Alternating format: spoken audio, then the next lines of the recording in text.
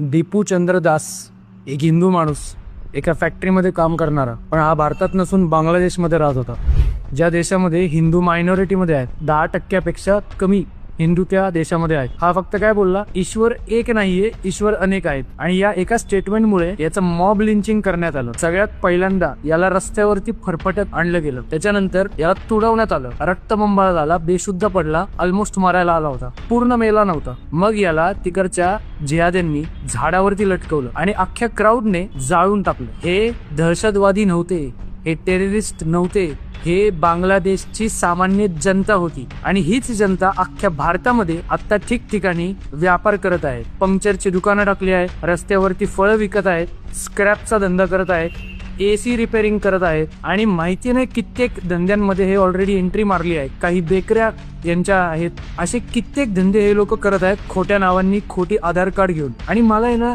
म्हणजे मला यांच्याकडनं काय यांनी काही वेगळं केलं असं काही वाटलं नाही, कारण की ही यांची वृत्ती आहे, हे करणारच आहेत, हे माहिती आहे. मला प्रॉब्लेम कुठं आला माहिती का, मराठी मीडियामध्ये काही लोक आहेत ना, त्यांनी पोस्ट मध्ये काय लिहिलंय माहितीये, हा हिंदू मुसलमानांचा विषय नसून हा मानवतेचा विषय आहे.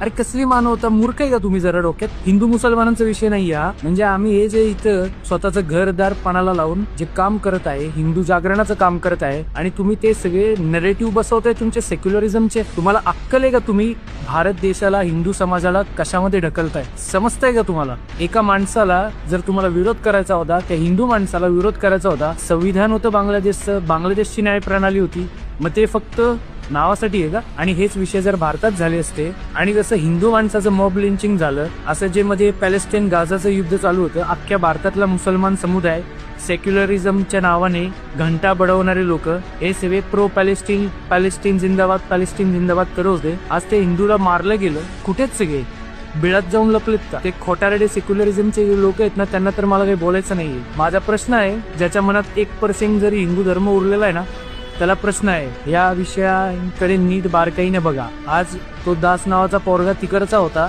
उद्या तुम्ही असू शकता त्याच्या जागी. तुमची, आणि तुम्ही जरी नसला तरी तुमची पोरं बाळ आणि तुमची तिसरी जनरेशन नक्कीच असणार आहे. कारण की लक्षात ठेवा, हिंदूंची मेजॉरिटी ज्या मोमेंटला कमी होईल, त्या मोमेंटला यांचे खरे दात दिसायला लागणार आहेत आपल्याला, विसरू नका.